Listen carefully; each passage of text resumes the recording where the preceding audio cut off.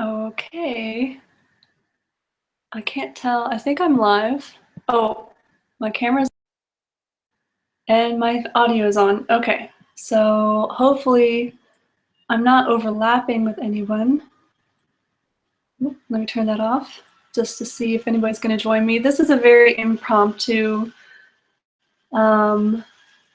live video going on. I just have the day off.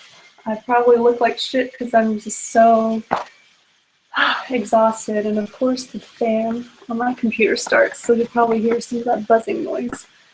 I have you propped up on my bed. I have my bed altar behind me. It's a beautiful day. I wanted to take advantage of some of the natural light coming in, and it's Friday. I've had a very long week, hence probably the bags under my eyes and the tired sound in my voice, but I have a book haul, I have lots of updates, and I have just some shit that I want to talk about. And again, hopefully I'm not overlapping with any other live videos. Last I checked, there aren't any other live videos going on. So yes, welcome to my channel. And let's just dive into this book haul. So recently I got my tax returns. And even though I put a good chunk of those tax returns onto my credit card to help kind of pay that off or start to pay that off, I reserved a good couple $100 for myself to treat myself and yeah, just get some books and get the ball rolling on some projects and ideas that I have going on. Oh, and by the way, I'm in my gross Goodwill sweater. I'm in my stretchy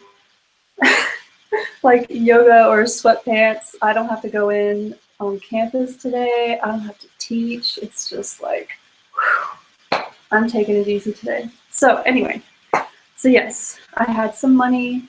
I had a few projects I wanted to get. I had some books that I wanted to get. And when my sister came to visit me, we stumbled across this really great used bookstore that's just like 3/4 of a mile down the street.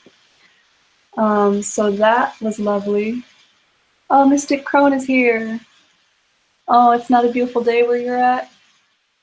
Oh, another week straight of rain. Yeah, a few weeks ago we had, God, just a week straight of rain as well. And it had just snowed the weekend before. So spring has finally arrived in Massachusetts. Hopefully we won't get any more snow, but it's Massachusetts, so who knows? Yes, okay, so book haul. Let me go kind of in chronological order. I'm sitting on the floor on like a yoga mat kind of thing in my bedroom, and I'm surrounded by so many beautiful witchy things. Okay, so a few weeks ago, when I first got my tax return deposit, I decided I wanted a witchy book. So I went to my local kind of hippy-dippy, pagan, witchy, new agey shop where I get crystals. It's crystals and bookshop. That's what they specialize in. And I've been thinking a lot lately about my ancestors and a lot of work that I need to get done with my ancestors, and my interest in shamanism and whatnot. And so I know Christopher Penczak is a very popular, well-known witchy, pagan author. I've never read any of his books before, but I saw that he had a series, The Temple of Witchcraft. It's a different series, and each book in the series is based on a different element, earth, air, fire, water kind of thing. And even though it would be nice to read the books in order, I just went ahead and dove right in, and I got The Temple of Shamanic Witchcraft, Shadows, Spirits, and the Healing Journey, and this is based on the water element, as you can see, by Christopher Penczak. And apparently, the owner of the witchy shop told me that when Christopher is in town in the Boston area to give talks and conferences and stuff like that. Apparently he stops by the shop every so often. So that's kind of cool. And I later checked, and he does live in like the New England area, so that makes sense. But yeah, I really love the style. I've only read the first 4 chapters because the way the book is kind of set up, at least this book in the series, again, I haven't read the other books in the series, but the first few chapters, 3 or 4, I think, are mostly just kind of like basics and his understanding of what shamanism is and how he fits shamanism into witchcraft. And for him, the two are very interrelated things. I know not everybody would agree with that, but I can see it. Of course, I need to do more reading on shamanism. But and then after that, the following chapters are more like workbook kind of step-by-step guides of how he has incorporated shamanism and how he has deepened his meditative practice and connected with different types of spirit and things like that. So I have read the first 4 chapters, and I'm waiting to dive into the following chapters over the summer when I have more time and things are a little bit more calm and I can actually focus more on developing my own meditative practice and things like that. So I really enjoy it so far. Considering the size and how big the book is, I got it for $22 plus tax, which I think is a really great price in supporting a local witchy shop and whatnot. So yes, I got this about a month ago. And I started reading it, but I'm taking a break from it, and I'm waiting for the summer to be able to really dive in. So as far as the used bookshop that I mentioned before, let me check the chat again. Oh, it's a good book, Mystic Crone. Oh, yay, it appears you're familiar with it, or at least the series. So there's this really great used bookstore down the street from me, and I got a few books. First of all, I found the Epic of Gilgamesh, which I read parts of it in high school, and I got this for $7. It's a Penguins Classic Edition, and I just figured it'd be a nice thing to have on hand because I'm very interested in ancient Babylonian and Mesopotamian cultures and religions and things like that. And I know the Epic of Gilgamesh is just a foundational mythos, I guess. So yeah, not bad for $7. Something I've been meaning to read for a really long time. I also got, I've read The Lord of the Rings before, and this is an edition which has all 3 in it in one. I actually got my original copies of The Lord of the Rings. I got at a used bookstore. They're all cheap paperback editions, and that's fine by me. But over the course of the years and after moving, and letting friends borrow them and stuff, I don't have them anymore. So I've been meaning to reread this for a very long time. This summer is the summer for me to do it, hopefully, if I find the time, because I'm also going to be really intensely reading for my exams over the summer, so I might not have time to do it over the summer. I might only have time to get through like the Fellowship of the Ring, but I'm really glad to have this in my possession again, and I paid $10 for this paperback. I kind of like that they're all in one place, and since it's a used book, it sits open very nicely.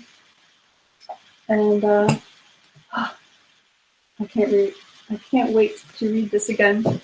What I'm currently reading is something my sister has recommended to me. It's one of her favorite novels, and it is Umberto Eco's The Name of the Rose. And I know this is a very well-known novel, and it's also a film, apparently. After I finish the book, I'm interested in checking out the film, although the book's always better than the film, right? But this is basically a medieval murder mystery that takes place in a monastery like a medieval monastery in northern Italy. And the location isn't specific. And I know Umberto Eco, he was also, I think, an Italian. Was he a philologist? I know he studied languages and things like that. Like, he was an academic in some way, shape, or form as well. So, I mean, the title is The Name of the Rose, so it has to do with language and naming things, you know. And I've read a little bit of medieval literature, like medieval Spanish and medieval Portuguese literature, which is just fascinating, especially the how do you say this in English? Hagiographies, sorry. I forget words in English sometimes, but the hagiographies are really fascinating. Medieval hagiography, like the lives of the saints, especially the lesser known saints.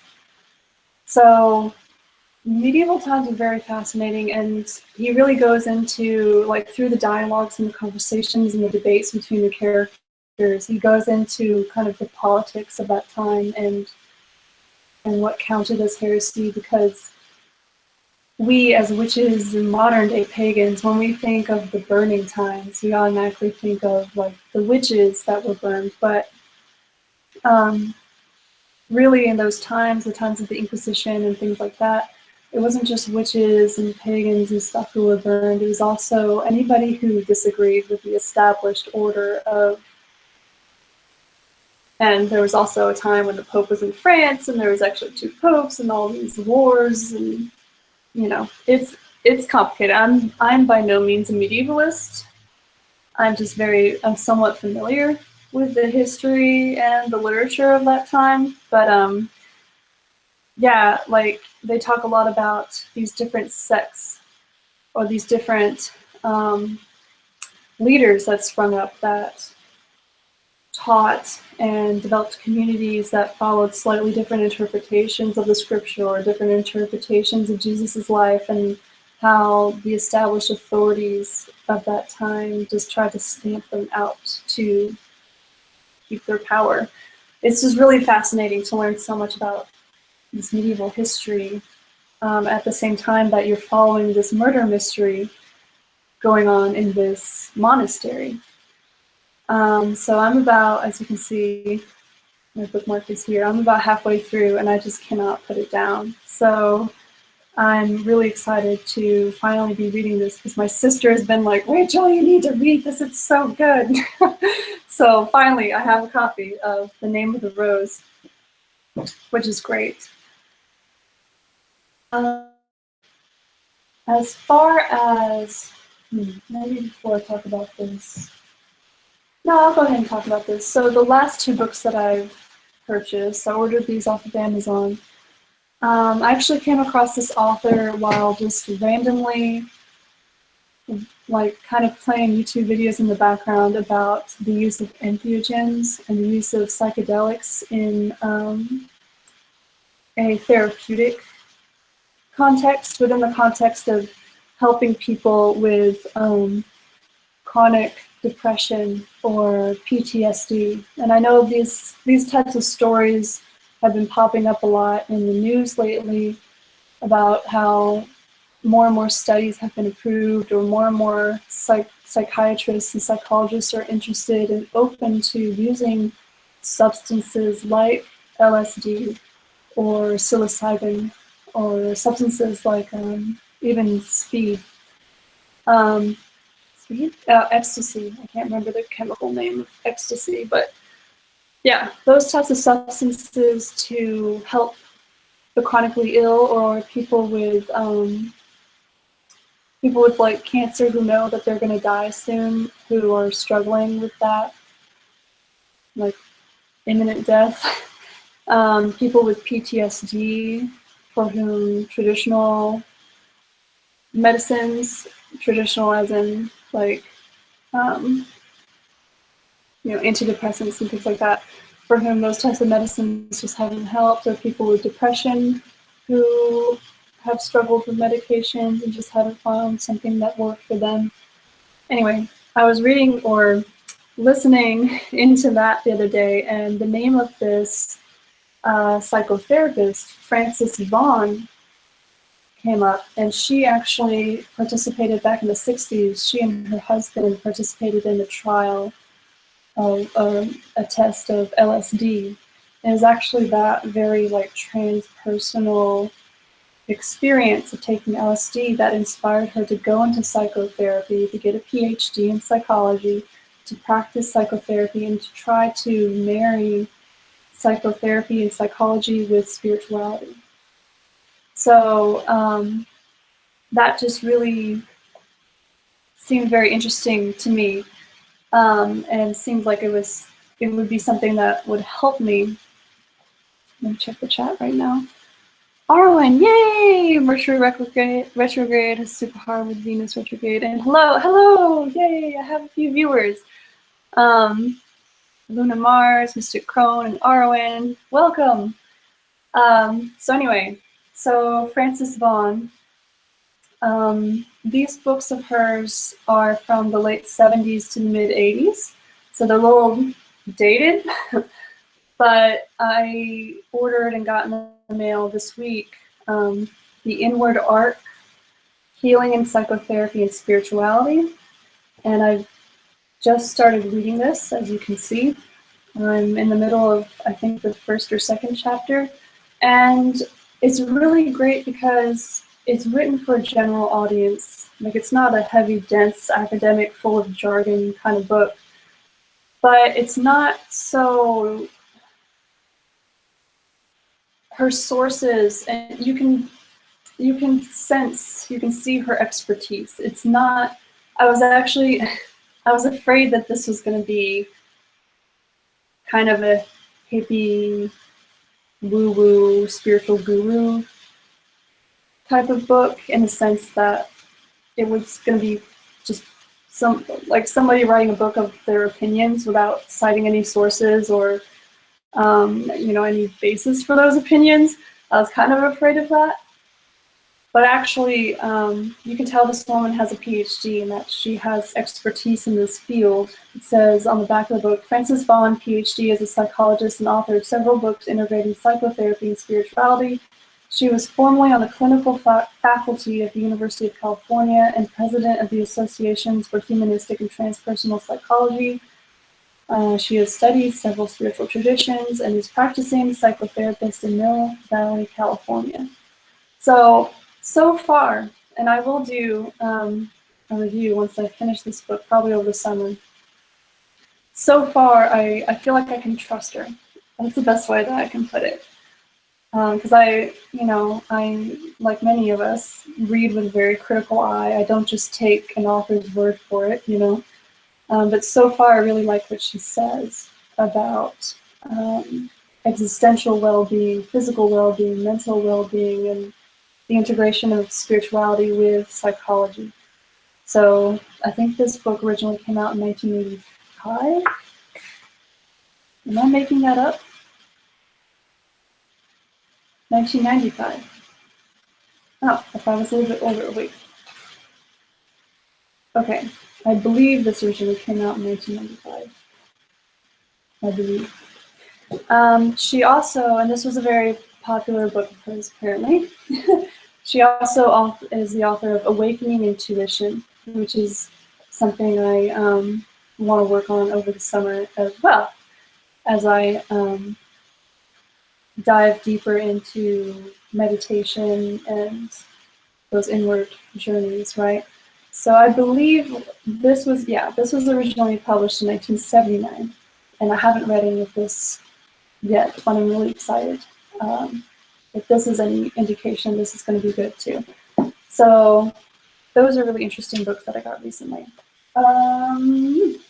Okay, so if you look behind me, this is my more personal bedroom altar, and you can see a statue. She is actually one of the ancient Venus statues, the Venus of Lespugue, I believe is how it's pronounced. It was discovered in France. It's believed to be from about 20,000 years ago. And I'm going to have to make a whole video or video series about this, but the very ancient Venus statues and that understanding and exploration of goddess from very like 20, 30,000 years ago.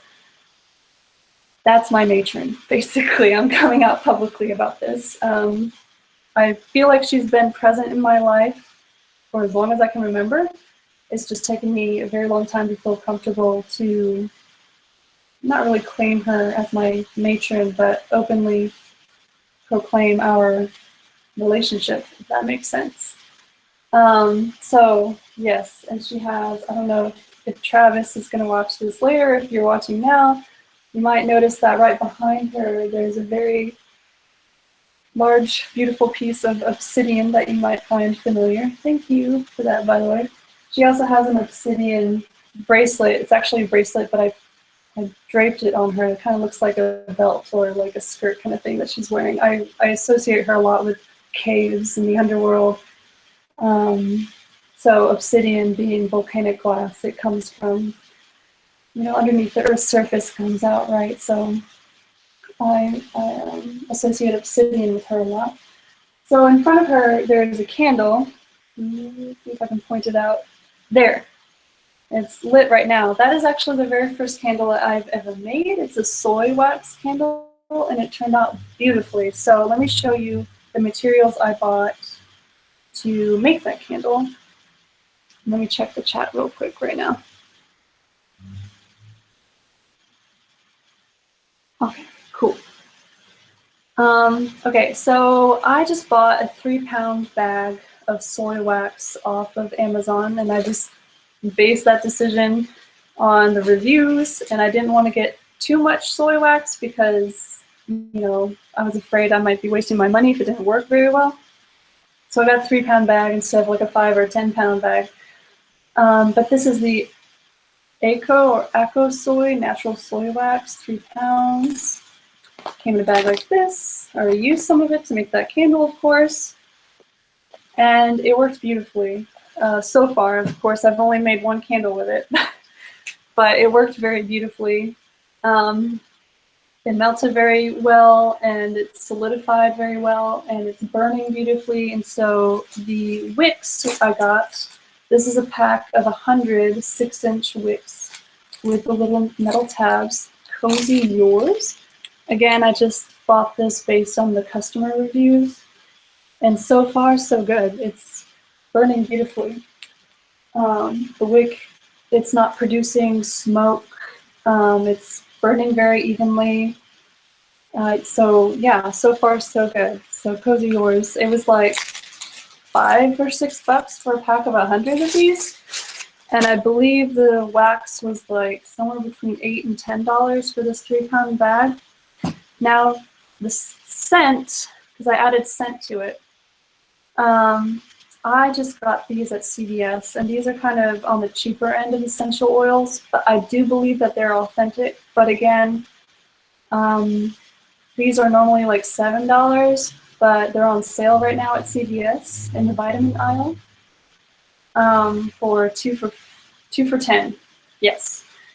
So since they're kind of on the cheaper end, I don't put this on my body. I don't ingest this or anything. I've been using these to scent like this candle. So there's the Happiness blend, and it's the Nature's Truth.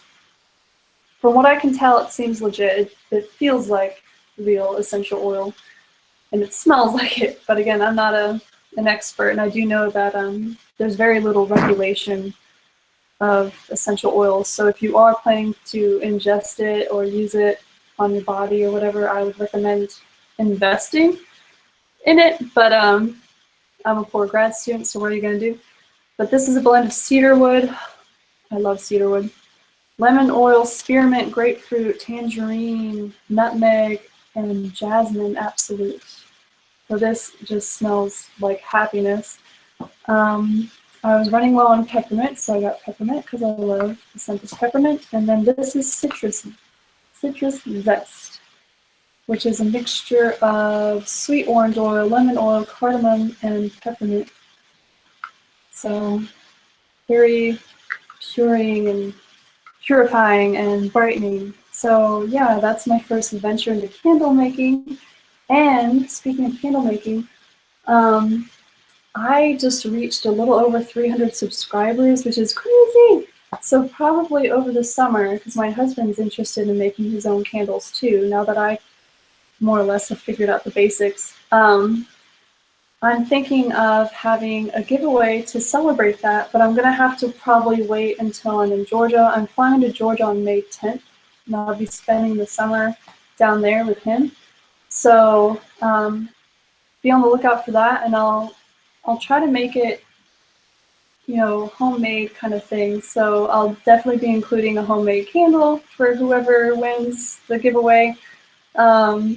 In addition to some other little witchy knickknacks and whatnot. So be on the lookout for that. But yes, the candle making got me to thinking, and I just randomly checked my channel the other day, the number of subscribers, and I'm at like 303 or 304, which is like blowing my mind.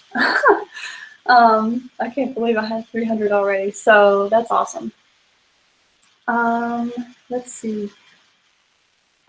So yes. The Venus of Vespucci, that's her candle. I got that statue of her. There are many replica ancient Venus statues out there, so I just found one on Amazon that I liked.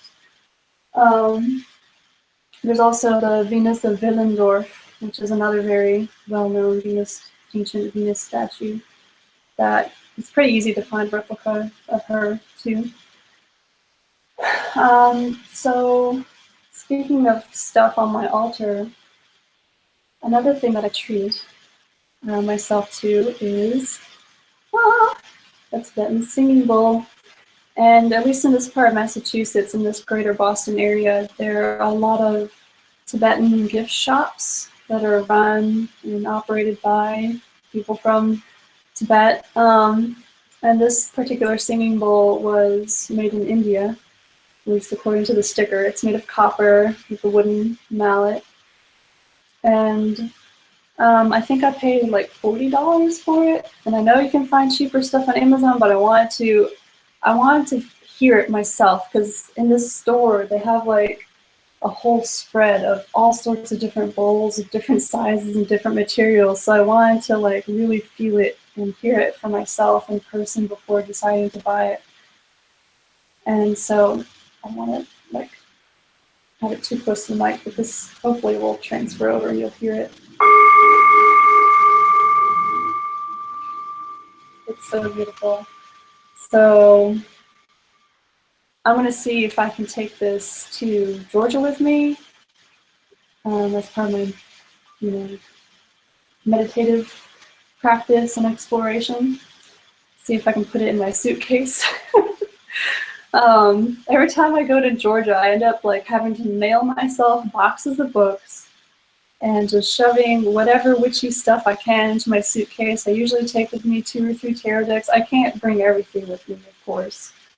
So that kind of sucks, because I like my Venus statue, I'm probably going to have to end up leaving her up here, which is sad, but I'll carry her in here, as I continue to work with her in Georgia. But one thing that I will for sure be bringing with me is my most recent Oracle deck that I purchased, which is the Oracle of Echoes. And today's card is Limitless. It's just, this deck is just so gorgeous. It's by Anna Turian. I mean, look at this intuition card. Stairway to Heaven, right? For your third eye. And Let Go is another one of my favorite cards. I have a unboxing video on my channel, and I went ahead and just recorded that with my camera versus using the Hangouts for it, because I think the image quality is a little bit better. So if you're interested in checking out and seeing these cards, check out that video. And Kellyanne Maddox, she also has an unboxing video as well, which I linked in the description of my video. That shadow self. It's just hauntingly beautiful. And the reason I got the deck is because well, one of the reasons. It includes the depression card. And if you're familiar with some of the most recent videos I have on my channel, you know that I'm going through another cycle or journey with my depression. I feel like I've been very melancholic and very introverted and introspective my whole life. So that, coupled with a very long family history of multiple generations of abuse, like physical and sexual abuse and trauma. And I have 2 immediate family members with bipolar, and one of them also has PTSD because of sexual abuse and stuff that they've suffered. So yes, there's a long history. That's another reason why I kind of want to work with my ancestors, is to in my relationship with them. So that deck is going to help me through it. Restarted this journey recently this semester. I finally decided I can't handle this on my own. I originally was officially diagnosed with it when I was 21, when I was in college. So this is something that I have 10 years of experience with this, right? As far as like having a label for it and being able to think about it and work with it directly, right? So that being said, another thing I wanted to show, let me check the chat real quick. Real. It must be, if it's on the interwebs, it must be real. Yay, oh, candle making, yes. I've seen the new deck. I know that Anna Turian and Avalon are putting together a deck. I'm so excited to see that. I can't wait to see that. I think it's like Blood, Bones, and Dirt deck, or Earth deck or something. The title in and of itself is really great. So yes, Anna Turian's artwork is just incredible. Her statues on her Etsy shop are just mind-blowing too. So anyway, just wanted to check the chat for a second. So another part of this haul, which isn't really a haul, is something that's a little bit more on the serious end. So I'm a Sagittarius, and I know we Sagittarii or Sagittariuses are kind of known for like word vomiting and blurting out the truth and maybe revealing too much at the wrong time. But I'm an open book with a lot of things, not with everything in my life, of course, but with a lot of things. And so this is just me being an open book, all right? This is my prescription for antidepressants. I am on day 18, I think, of a very small dose of Zoloft. And I've been on Zoloft before when I was 21, when I was first officially diagnosed with depression. And yeah, I'm a little over 2 weeks into this new prescription. It's been about 8 or 9 years since I've been prescribed any sort of antidepressant, and I'm kind of using this as a way to add to a discussion that is currently going on in the witchy YouTube pagan community, at least, with my limited access to it. Yesterday, Travis, the pagan scholar, had an amazing video on spiritual burnout and sadness, which I have linked in the description of this video already. So check that out. Very vulnerable and heartfelt and honest and open and deep discussion about sadness and the importance of allowing the experience to happen instead of trying to shove it down, kind of thing. And actually yesterday also, was it yesterday? Yeah, yesterday, Joanna DeVoe, she had she used Google Hangout to have kind of like a discussion about spiritual abuse. And she talked about like cult-like behaviors. And it was kind of a critique, and this is where I'm kind of jumping in. It was a critique of this like cult of perfection or happiness, how different subgroups and things just very quickly develop cult-like behavior and spiritual abusive behaviors of like, she, in particular, she talked about as an example, her involvement with vegan and raw food diet groups, and how she saw how quickly the group dynamic would actually mimic or look a lot like a cult. How when members of the group actually started suffering some health problems because they weren't getting enough nutrients, like their hair or their teeth were starting to fall out, how other members of the group would immediately start attacking them and saying like, oh, you're not doing it right, you're not, you know, you're not good enough, and this whole idea of like purification. She related it a lot to her Christian upbringing and this idea that we were born sinners kind of thing. It was just very fascinating. So I've also included the link of her video below, so I highly recommend checking that out. And my 2 cents that I'm going to add to this discussion, and the reason why I'm literally showing you my pill bottle, my happy pill bottle, is because I am reading this book called The Ethics of Opting Out, Queer Theories, Defiant Subjects by Mari Rudy. And Mari Rudy, she's a professor at the University of Toronto, and she is very heavily involved in queer theory and women's and gender studies and sexuality studies and things like that, social critical theory, and she's really great because she's one of the few academics that I've seen anyway who has both books published for an academic audience, for field experts, but she also has books written for general audience. So let me show you her name. Mari Rudy, okay? If you look her up on Amazon, her books for her general audiences have to do with like love, like understanding what love is, and relationships and things like that, which is very interesting. So this book is actually kind of in the middle between like an academic type book and a general audience type book. It's actually very great. I think this would be a great pedagogical tool if you're interested in learning more about queer theory, but you're already somewhat familiar with the field.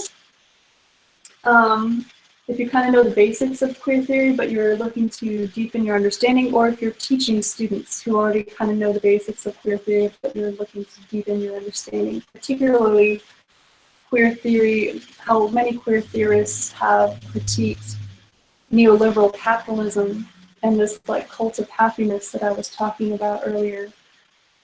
So I've only just read the introduction. This is the library's copy, by the way. This just came out. So I think you can get your own copy on Amazon if you look it up. But she really focuses on queer negativity. Queer negativity being a kind of a sub-branch of queer theory that argues, there's a fire truck going by, that argues this almost demand that we be happy and okay all the time, or this demand that queer subjects try to fit themselves or try to normalize themselves. So there's a critique of gay marriage that a lot of queer theorists have made, right, for the past 10, 15, 20 years. But there's also this part of this queer negativity is trying to reassert the value of melancholy, depression, self-destruction, failure, loneliness, abjection, despair, regret, shame, bitterness. And this is in the face of this neoliberal capitalist pressure to consume, consume, consume, because as long as you're consuming, you're reaching towards this goal of perfection and happiness, which is actually unattainable. So it's this insatiable appetite or insatiable demand to just consume, consume, because you're never good enough. You never have enough. Right? So let me just read the first paragraph to give you more of a sense of what she's talking about, because she says a lot better than I do.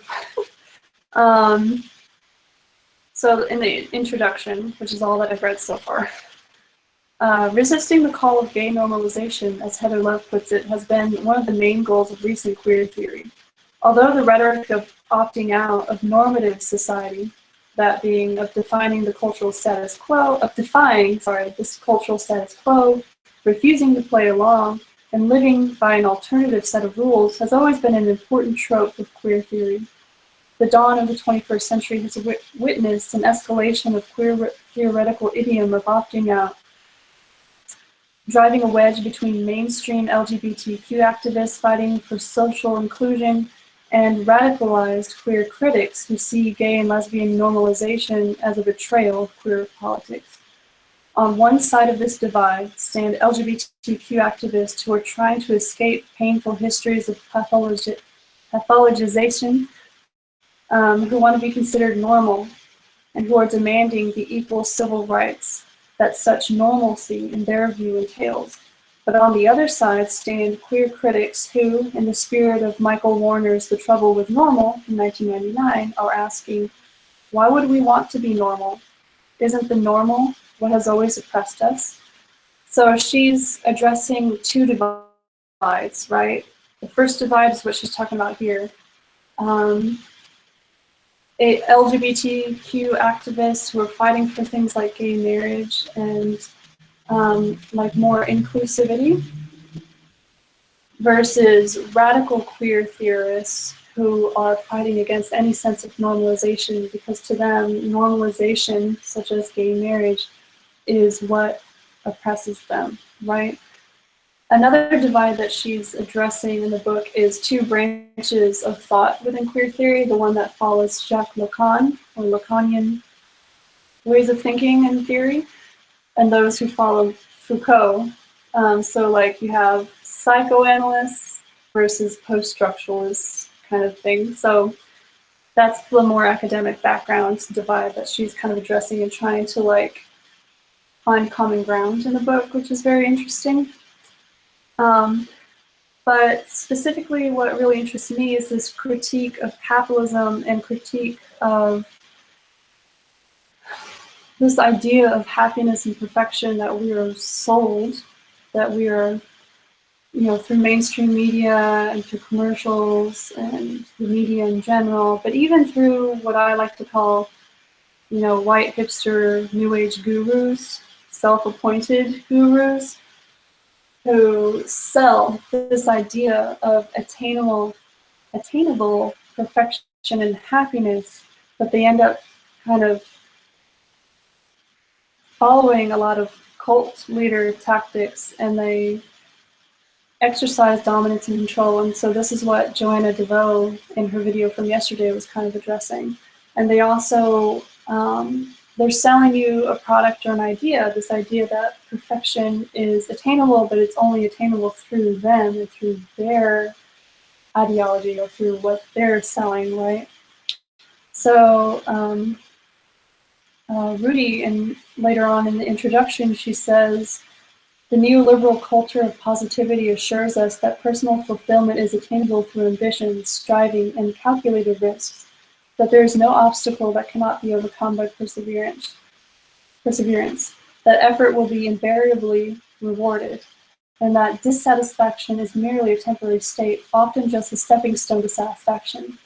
By selling us the fantasy of eventual happiness to await us just around the corner, but that repeatedly eludes us, it causes us to pursue the goal, one after another, one consumer item after another, in the hope that we will one day arrive at the end of frustration. Neoliberal capitalism is psychically appealing, and hence economically lucrative, because it plays into the basic structure of human desire by promising that it can replace a state of scarcity by a state of satiated abundance. Like religions of yesteryear, it implies that the right kind of exertion leads right to paradise. What may be harder to discern is that the system produces the very scarcity that it proffers to help us transcend. Indeed, without this production of lack, without this ability to make us feel like something is missing from our lives, the system would quickly collapse. For if we ever reached a state of complete contentment, our desire would come to an end, and with it our conviction that the new products we see advertised might add something to the quality of our lives. We would stop consuming beyond what we actually need. This is why, despite appearances, neoliberal capitalism thrives on the perpetuation of lack, frequently experienced as a vague anxiety about losing what we already have, more than on the generation of excess, even as its excesses threaten to drown us in waste. Fascinating stuff. And this idea of opting out of capitalism, or at least opting out of these types of normative mentalities, is very liberating. And it's also very related to what I have seen in online circles of like witchy and pagan people, this idea of striving for perfection. You have to perfect, and just in that drive to perfection, you're really suppressing shadow, you're suppressing negative feelings. Like there's a pressure that you can't even admit when you're feeling negative, right? Or when you're negative, I put that in quotes, big funny quotes, by the way. Like, if you're not portraying yourself as having all your shit put together, as having achieved enlightenment, then something is wrong with you.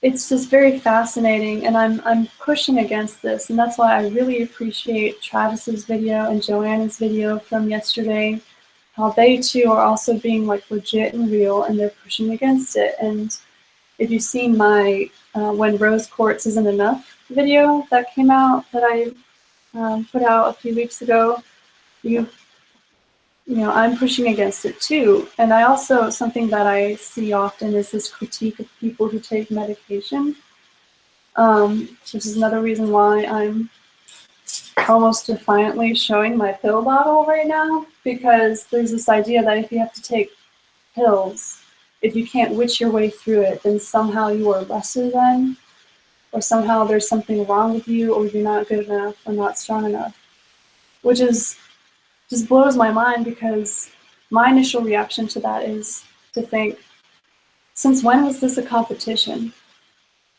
right? Like, if anybody out there is going to critique me for taking a 25 milligram pill every night of Zoloft because I was experiencing extreme anxiety and, you know, falling back into depression, what do they have to prove to me? Like, what do I have to prove to them? Since when was this a competition? If you can witch your way through it, and you don't have to see a therapist, and if you don't have to take medication for your depression or anxiety or whatever you might be going through, awesome. But how does that turn into some sort of value judgment against me? So again, it's all tied back to this idea of how we portray ourselves, and how, like, this cult of sanitized witchcraft. Child of Bones, she's kind of an inactive channel, but her videos are still up. She's from New Zealand. She's a witch from New Zealand who has really great videos that actually, I heard of her channel through Alvine. Alvine a few weeks ago or a month ago had a video showcasing Australian and New Zealand witches, and Child of Bones, if you look her up, she was one of them. And she has like this really great video about this idea of sanitized witchcraft, and she was really pushing against that idea too. So check that out. But yeah, it's this idea that, like, this striving towards this false promise of perfection that just really ultimately causes so many people, including myself, like, I've fallen into this trap as well, I admit it.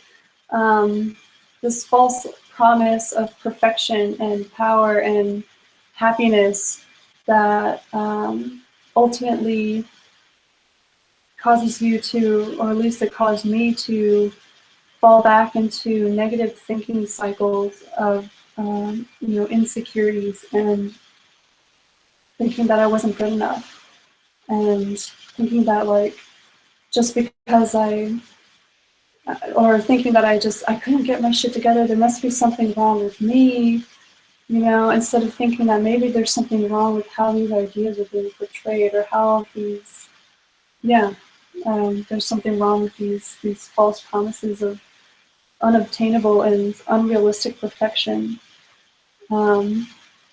So yes, I'm kind of pushing against that and reading Opting Out, as well as going to therapy myself and taking medication, but also reading books like Frances Vaughn's The Inward Arc and Awakening Intuition, and the queer theory that is discussed in the ethics of opting out, and queer negativity, which is like I said, a sub-branch of queer theory that I really am interested in looking into. It's helping me to like liberate myself from that.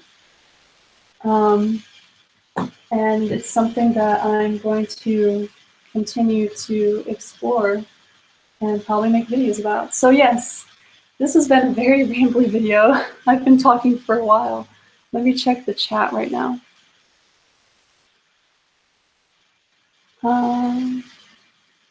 Retrograde.